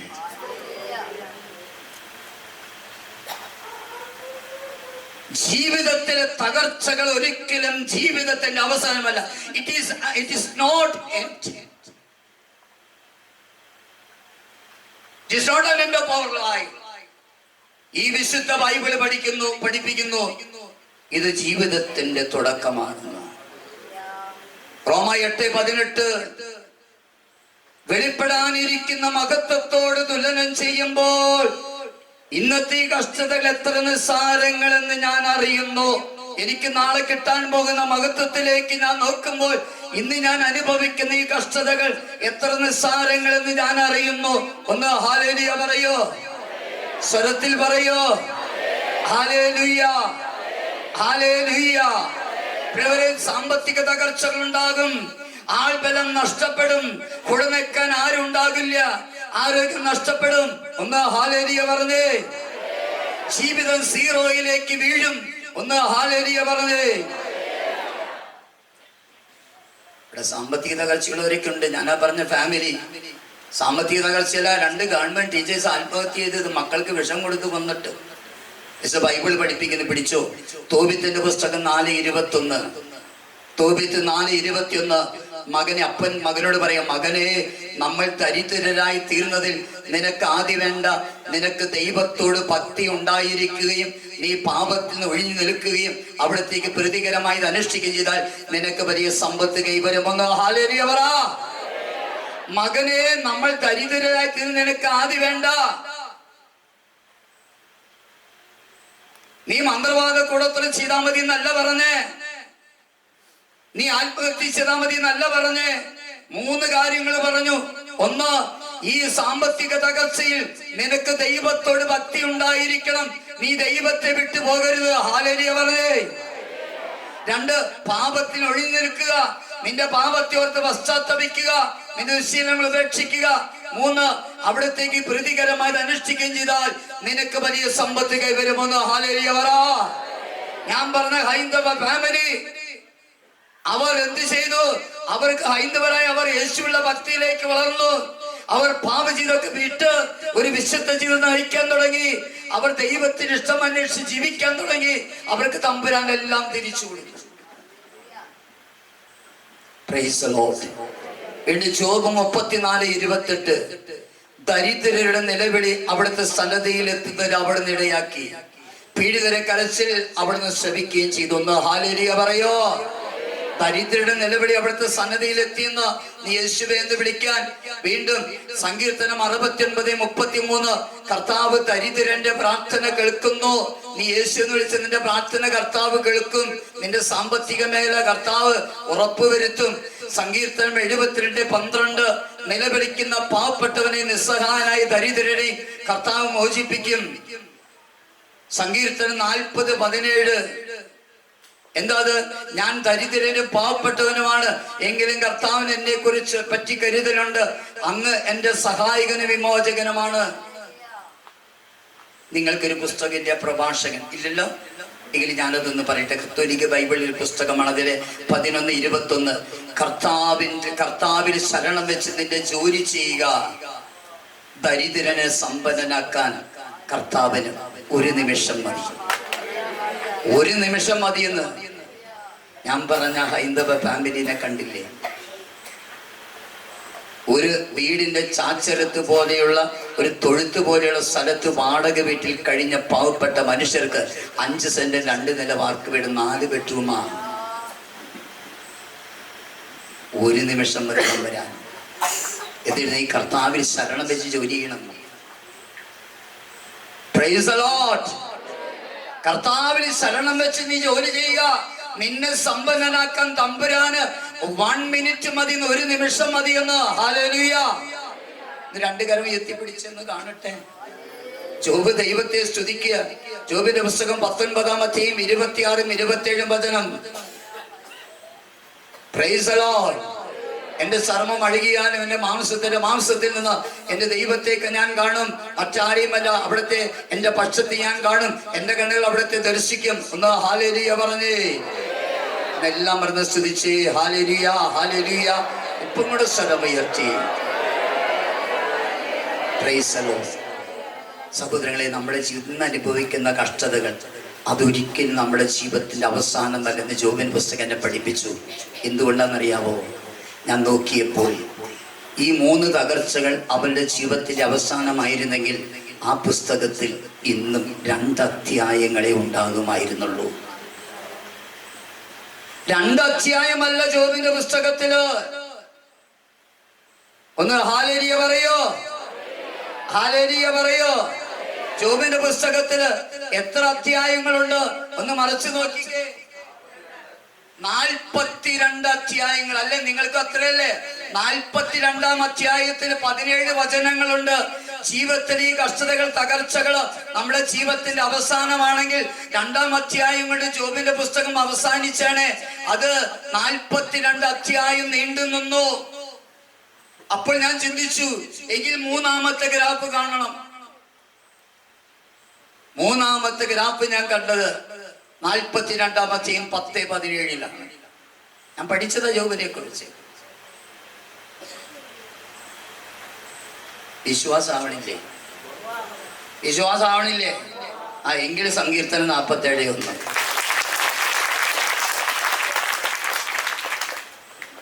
ജോബ് 42:10-17 കേട്ടോ.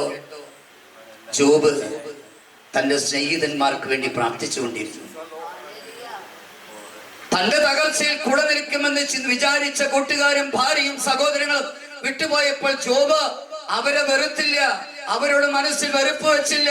ജോബ് അവർക്ക് വേണ്ടി പ്രാർത്ഥിച്ചു കൊണ്ടിരുന്നു. അപ്പോൾ കർത്താവ് ജോബിന് ഐശ്വര്യം ഇരട്ടിയായി കൊടുത്തു. 3-ാമത്തെ ഗ്രാഫിന്റെ തുടക്കമാണ് എഴുതി വച്ചിരിക്കുകയാണ്. 3-ാമത്തെ ഗ്രാഫ്, 0-ൽ കിടക്കുന്ന ഗ്രാഫ് വീണ്ടും ഉണർന്നെഴുന്നേൽക്കുന്നു. അവിടെ എഴുതി വെച്ചേക്കുകയാണ്. ജോബിന്റെ മുൻ പരിചയക്കാരും സഹോദരി സഹോദരന്മാരും അവരുടെ വീട്ടിലേക്ക് വരികയും അവരോടൊത്ത് ഭക്ഷണം കഴിക്കുകയും ഓരോരുത്തരും അവന് ഓരോ സ്വർണ്ണമോതിരവും പണവും സമ്മാനമായി കൊടുക്കുകയും ചെയ്തു. സാമ്പത്തിക മേഖല മെല്ലെ ഉയർന്നു. കഴിഞ്ഞില്ല, ഇവിടെ എഴുതി വെച്ചിട്ടുണ്ട്. അതിനുശേഷം ജോബിന് 14,000 ആടുകളെ കൊടുത്തു. എത്ര ആട ഉണ്ടായിരുന്നേ? 7,000. ഇപ്പൊ എത്ര കിട്ടി? പിന്നെ ജോബിന് 6,000 ഒട്ടകങ്ങളെ കൊടുത്ത്. എത്ര ഉണ്ടായിരുന്നേ? ഇപ്പൊ എത്ര കിട്ടി? 6,000. ജോബിന് 1,000 കാളകളെ കൊടുത്ത്. എത്ര ഉണ്ടായിരുന്നേ? ജോബിന് 1,000 പെൺകഴുതകളെ കൊടുത്ത്. എത്ര ഉണ്ടായിരുന്നേ? ഉദ്ദേശത്ത് ജോബിനെ പോലെ സമ്പന്നനായി വേറെ ആരും ഉണ്ടായിരുന്നില്ല എങ്കിൽ അന്ന് ഇത്രയും ഉണ്ടായില്ല. അപ്പോൾ തീർച്ചയായിട്ടും നേരത്തെ ഉണ്ടായതിനേക്കാളും വലിയ സാമ്പത്തിക ഭദ്രത കർത്താവ് അവന് കൊടുത്തു. ഇനി 2-ാമത്തെ സ്റ്റെപ്പ് ഏതാ? ആൾബലം, മക്കൾ. അവരെ മുൻപരിചയക്കാരും സുഹൃത്തുക്കൾ തിരിച്ചു വന്നു, സഹോദരന്മാര് തിരിച്ചു വന്നു, എല്ലാവരും തിരിച്ചു വന്നു. കഴിഞ്ഞില്ല. അതിനുശേഷം ജോബിന് ദൈവം 10 മക്കളെ കൊടുത്തു. 7 പുത്രന്മാരും 3 പുത്രിമാരും. 3 പുത്രിമാര് കസിയ, കേരൻ, ഹാപ്പൂക്ക് അല്ലേ? Price the Lord. Hallelujah, hallelujah, hallelujah. 3 മക്കളെ കൊടുത്തു.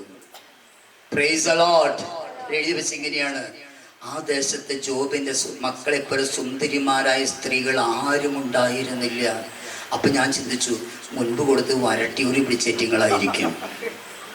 ഇപ്പൊ കൊടുത്ത ആപ്പിള് പോലെ, പൂവമ്പഴം പോലെ ഇരിക്കുന്ന ചരക്കുകളെയാണ് വിളിക്കുന്ന. യൂത്തിനറിയാം, ഒരു നല്ല പെങ്കൊച്ചു പോകാൻ ദണ്ടടാ ഒരു ചരക്ക് വരുന്നുണ്ട്. ഏത് ചരക്കാണാവോ?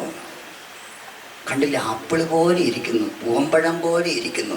വലിയ കാര്യമൊക്കെ നടിച്ച് പ്രേമിക്കാൻ ചെയ്യണം. കുറച്ചേയും അവള് തേച്ചിട്ട് പോവുകയും ചെയ്യും. ഒന്ന് ഹല്ലേലൂയ പറഞ്ഞേ, ഹല്ലേലൂയ പറഞ്ഞേ. അപ്പോൾ 2-ാമത്തെ സ്റ്റെപ്പ് 100-ലേക്ക് ഉണർന്നു. 3-ാമത്തേത്, അതിനുശേഷം ജോബ് 140 വർഷം പൂർണ്ണായുസ് പ്രാപിച്ച് മക്കളും മക്കളുടെ മക്കളുമായി 3-4 തലമുറ കണ്ട് അവൻ പൂർണ്ണ ആരോഗ്യം പ്രാപിച്ച് അവൻ വാർദ്ധക്യത്തിലെത്തി മരിച്ചു. Price the Lord. അവന്റെ ഗ്രാഫിന്റെ 3-ാമത്തെ സ്റ്റെപ്പ് 100-ലായി. പിന്നെ 140 വർഷം ജീവിച്ചു. സഹോദരങ്ങളെ, നമ്മളും ഗ്രാഫ് വരയ്ക്കണം. അപ്പോൾ ഞാൻ ചിന്തിച്ചു, ഈ 3-ാമത്തെ ഗ്രാഫ് വീണ്ടും സ്ട്രെയിറ്റ് ആയെങ്കിൽ 0-ൽ കിടന്ന ഒരു വ്യക്തിക്ക് വീണ്ടും 100 കർത്താവ് കൊടുത്തെങ്കിൽ അതിന് കാരണം എന്താ? ബൈബിളിലെ 3 വചനങ്ങൾ ആ ജോബിന്റെ പുസ്തകത്തിൽ ഉത്തരവുള്ളത്.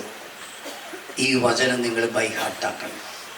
ജോബിന്റെ പുസ്തകം 22-ാം അധ്യായം 25-ഉം 26-ഉം വചനങ്ങൾ. ജോബ് 22-ാം അധ്യായം 25-ഉം 26-ഉം കേട്ടോ. സർവശക്തൻ നിനക്ക് സ്വർണവും വിലപിടിച്ച വെള്ളിയുമാകുമെങ്കിൽ നീ സർവശക്തനിൽ ആനന്ദിക്കുകയും ദൈവത്തിന് നേരെ മുഖമുയർത്തുകയും ചെയ്യും. ഹല്ലേലൂയ. Praise the Lord. എന്താ വചനം? സർവശക്തൻ നിനക്ക് വിലപിടിച്ച വെള്ളിയും സ്വർണവുമാകുമെങ്കിൽ, സാധാരണ വെള്ളി പോലെയല്ല ദൈവം നിനക്ക് വിലപിടിച്ച വെള്ളിയും സ്വർണവുമാകുമെങ്കിൽ, നീ സർവശക്തന് നേരെ മുഖമുയർത്തുകയും നീ അവനിൽ ആനന്ദം കണ്ടെത്തുകയും ചെയ്യും. ഈ 3 തകർച്ചകൾ ഉണ്ടായപ്പോഴും ജോബിന് വലുത് ഈ 3 തകർച്ചകളായിരുന്നില്ല. അതായിരുന്നെങ്കിൽ അവൻ ഒളിച്ചോടിയനെ, അതായിരുന്നെങ്കിൽ അവൻ കയറെടുത്തേനെ, വിഷക്കുപ്പി എടുത്തേനെ, റെയിൽവേ ട്രാക്ക് തേടിപ്പോയേനെ, കിണറ് തേടിപ്പോയേനെ. അവൻ ഈ 3 തകർച്ചകളായിരുന്നില്ല വലുത്. അവന് ദൈവം സ്വർണത്തെക്കാളും വെള്ളിയേക്കാളും വില പിടിച്ചതായിരുന്നു. Praise the Lord. ഹല്ലേലൂയ. നീ ചങ്കത്ത് കൈവച്ച് ചോദിച്ചേ, എനിക്ക് ദൈവം ആരാ?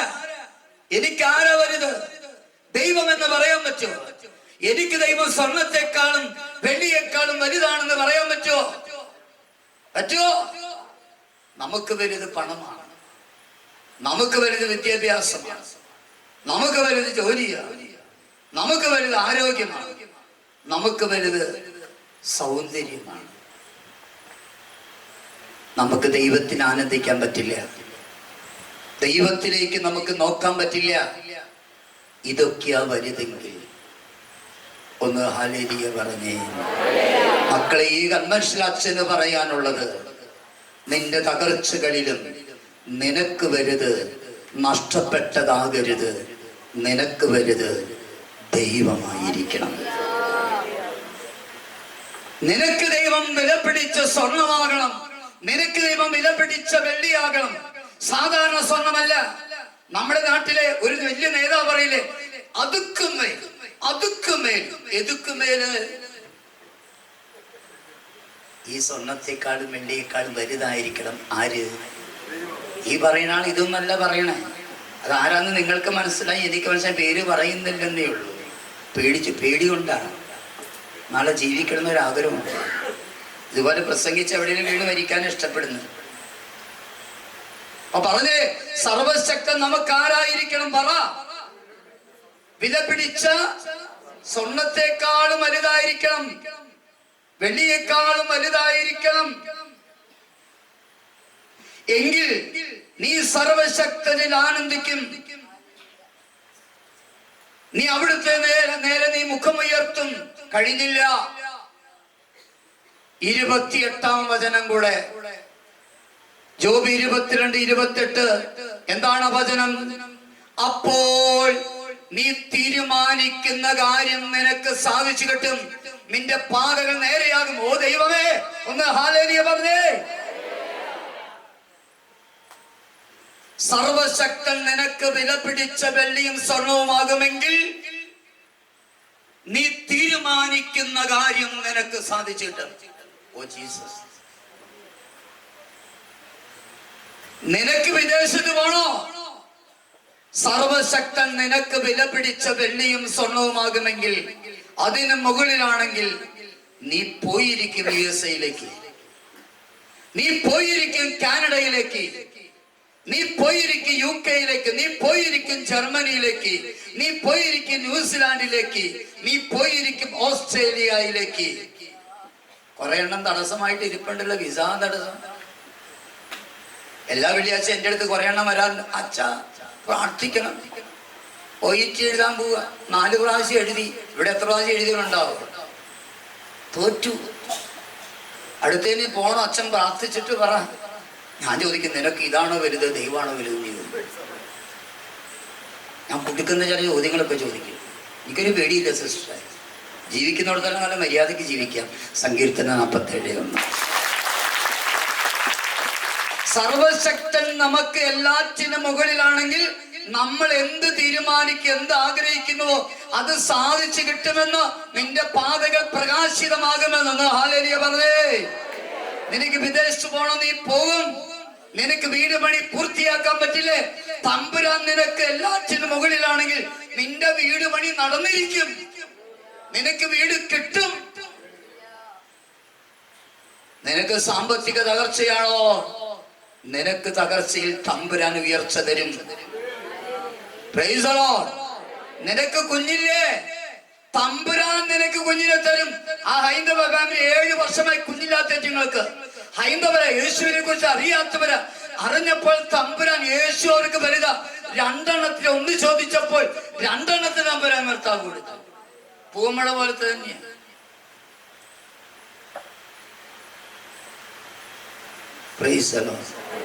നീയൊക്കെ പഠിക്കുന്നവനല്ലേ?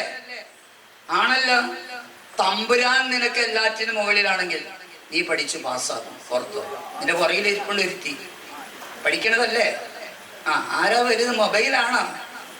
ഈ മൊബൈൽ നോക്കി ഏതാണ്ടൊക്കെ കളിയുണ്ട്, എനിക്കറിയില്ല അതിന്റെ പേരൊന്നും. ഇൻസ്റ്റാഗ്രാമോ വാട്സാപ്പോ ഫേസ്ബുക്കോ യൂട്യൂബോ ഇതൊക്കെ ഇല്ലേടാ? ഉണ്ട്. ഇതൊക്കെ നിനക്കറിയാം. ഇതാ ഞാൻ പറഞ്ഞ പിന്നെ പബ്ജി എന്തൊരു സാധനമാണ്? അങ്ങനെ ഒരു കളിയില്ലേ? ആരാ പറഞ്ഞേ? ഇതൊക്കെ അറിയാത്ത നല്ല മാലാക കൊച്ച ഇവിടെ ഇരിക്കണേ. ഇത് നിനക്ക് അറിയുമെന്നറിയാൻ വേണ്ടി തന്നെ ഞാൻ ചോദിച്ചത്. അവിടെ ഇരിക്കുന്ന 2 എണ്ണം 2 തലേനകത്തിരിക്കുക, ഒന്നും അറിയാത്ത പാവപ്പെട്ട മനുഷ്യരെ പോലെ. ഞാൻ നിന്നെ കുറിച്ചാ പറഞ്ഞേ. ഇതൊന്നും വേണ്ടാന്ന്, മര്യാദയ്ക്ക് പഠിക്കാൻ, പള്ളിയിലൊക്കെ പോണം. ഞായറാഴ്ച കാറ്റഗിസം പോയില്ലെങ്കിലും, ഞായറാഴ്ച കുർബാനയ്ക്ക് പോയില്ലെങ്കിലും ട്യൂഷന് പൊക്കോ. അവന്റെ ദൈവം ട്യൂഷനാണ്, മാതാപിതാക്കളുടെ ദൈവം ട്യൂഷനാണ്. കേട്ടോ? നീയൊക്കെ പഠിച്ച് ജയിക്കുന്ന, നീ അമേരിക്കയിലേക്ക് പോകുന്ന, നീ കാനഡയ്ക്കും പോകും. ഇല്ലെങ്കിണ്ടല്ലോ നീ മൂവാറ്റുപുഴ വരെ പോവുകയില്ല. Price the Lord. നിനക്ക് കുഞ്ഞില്ലേ? കുഞ്ഞ് ജനിക്കും. എന്തോ ആ ഫാമിലി 2 കുഞ്ഞുങ്ങളെ കിട്ടിയേക്കണേ. നിന്റെ വിവാഹം നടക്കുന്നില്ലേ? ഇപ്പൊ കുറെ എണ്ണുണ്ട് വിവാഹം നടക്കാതെ പ്രാർത്ഥന ആവശ്യപ്പെട്ടുകൊണ്ട് നടക്കും. തമ്പുരാനെ മുറുകെ പിടിക്കുക. തമ്പുരാൻ നിനക്ക് ജീവിത പങ്കാളിയെ തരും. നീ തീരുമാനിക്കുന്ന കാര്യം നിനക്ക് സാധിക്കും. എന്ത് നീ ആഗ്രഹിക്കുന്നു, സർവശക്തൻ നിനക്ക് സ്വർണത്തെക്കാളും വെള്ളിയേക്കാളും വലുതെങ്കിൽ നീ എന്ത് തീരുമാനിക്കൂ, അത് നടക്കും. നിന്റെ പാതകൾ പ്രകാശിതമാണ്. അതുകൊണ്ട് അച്ഛന് പറയാനുള്ളത് ഇത്രയേ ഉള്ളൂ.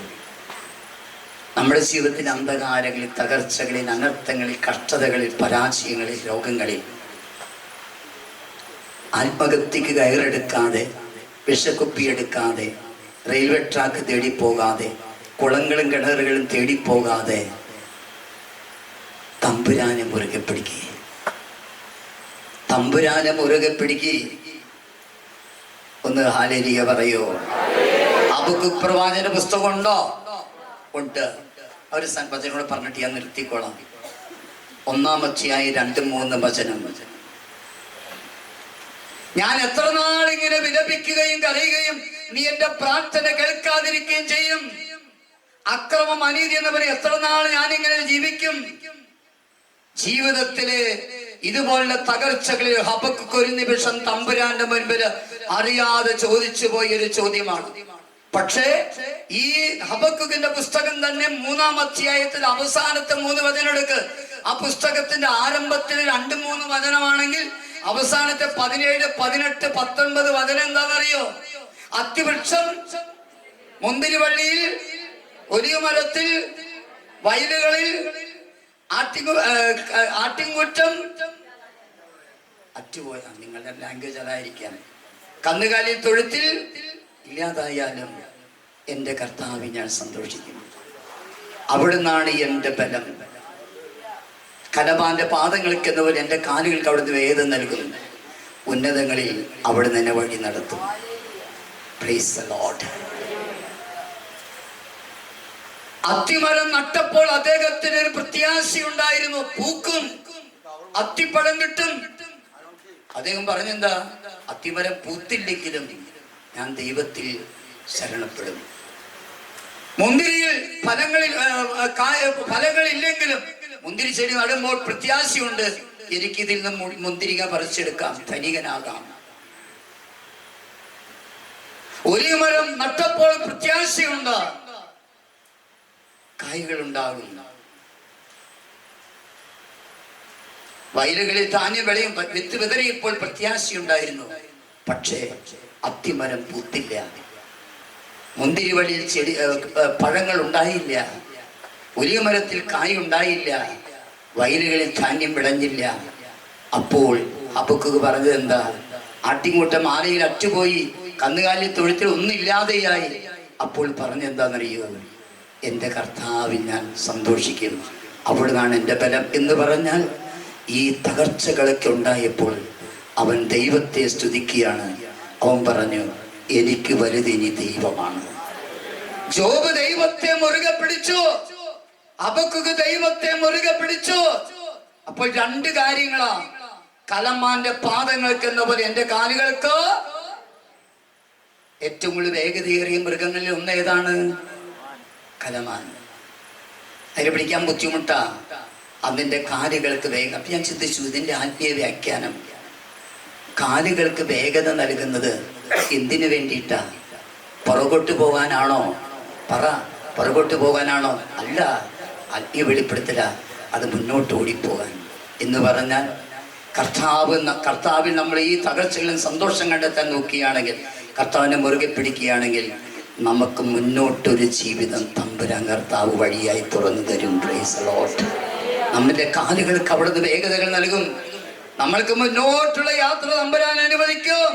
ഉന്നതമായ സ്ഥലങ്ങളിൽ അവിടെ നിന്നെ കൊണ്ടെത്തിക്കും. നിനക്ക് ഉയർച്ച ഉണ്ടാകുന്നു.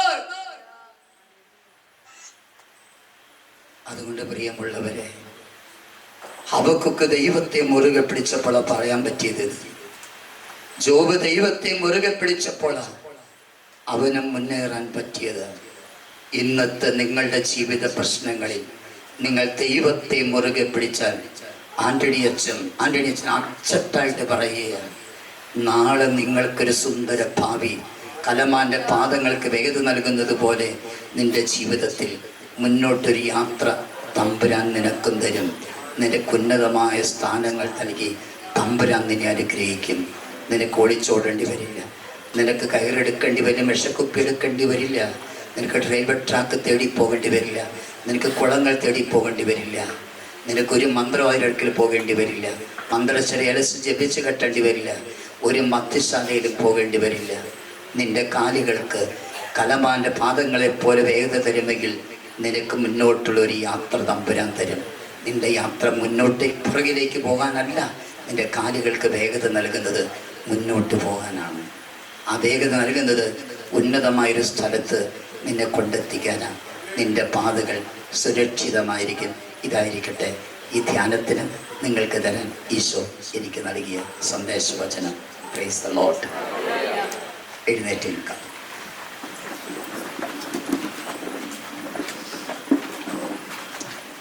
ഒന്ന് കണ്ണുകളടച്ച് കരങ്ങൾ കൂപ്പിക്കേ. ഒന്ന് കണ്ണുകളടച്ച് കരങ്ങൾ കൂപ്പിക്കേ. നിന്റെ ഒരു ഗ്രാഫ് ഇപ്പോൾ നീ വരയ്ക്കാൻ പോവുകയാണ്. അച്ഛൻ പറയുന്നത് ഒന്ന് ചിന്തിച്ചിട്ട് ഗ്രാഫ് വരയ്ക്കുക. നമ്മുടെ ജീവിതത്തിലെ 3 സ്വപ്നങ്ങൾ എന്ന് പറയുന്നത് സമ്പത്തും ആൾബലവും ആരോഗ്യവും. നിന്റെ സമ്പത്തിന്റെ ഗ്രാഫ് എവിടെ എത്തി നിൽക്കുന്നു? നിന്റെ ആൾബലത്തിന്റെ ഗ്രാഫ് എവിടെ നിൽക്കുന്നു? നിന്റെ ആരോഗ്യത്തിന്റെ ഗ്രാഫ് എവിടെ നിൽക്കുന്നു? ഒന്ന് വരയ്ക്കേ. സാമ്പത്തിക തകർച്ചയിലാണോ നീ? നിന്റെ തകർച്ചകളിൽ നിന്നെ വിട്ടുപോയ കൂട്ടുകാരുണ്ടോ? നിന്റെ ഒപ്പം ഉണ്ടെന്ന് വിചാരിച്ചിരുന്ന കൂട്ടുകാര്, നിന്റെ കൂടെ നിൽക്കുമെന്ന് നീ ചിന്തിച്ച ഭർത്താവ്, ഭാര്യ, നിന്റെ മക്കൾ നിന്റെ കൂടെയുണ്ടോ?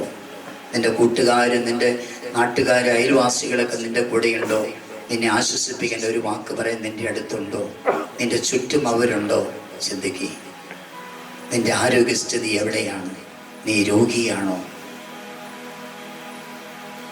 ജോബിന് ദൈവം സ്വർണത്തെക്കാളും വെള്ളിയേക്കാളും വലുതായി കാണാൻ പറ്റി.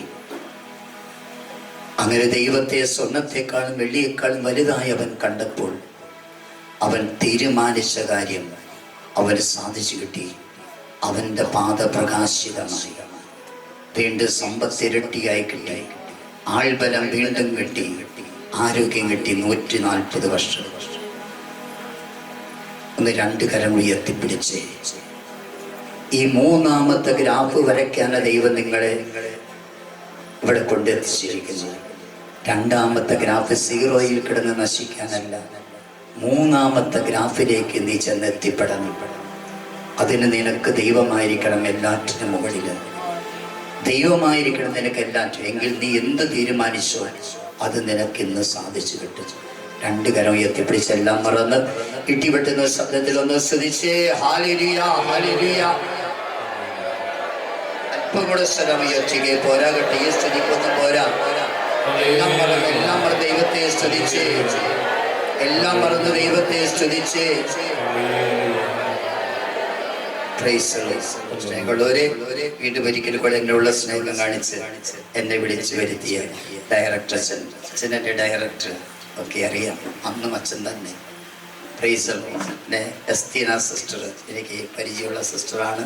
ഞാൻ ഡിവൈൻ ഉണ്ടായിരുന്ന പാടെ ഉണ്ടായിരുന്ന ആ വ്യക്തിയാണ്, എനിക്കറിയാം.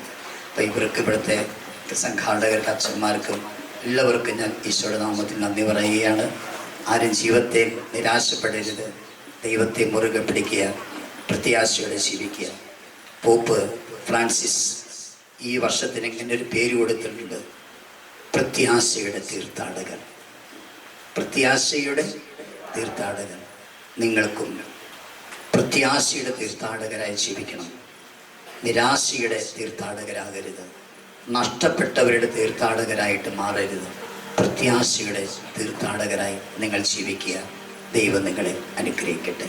Thank you.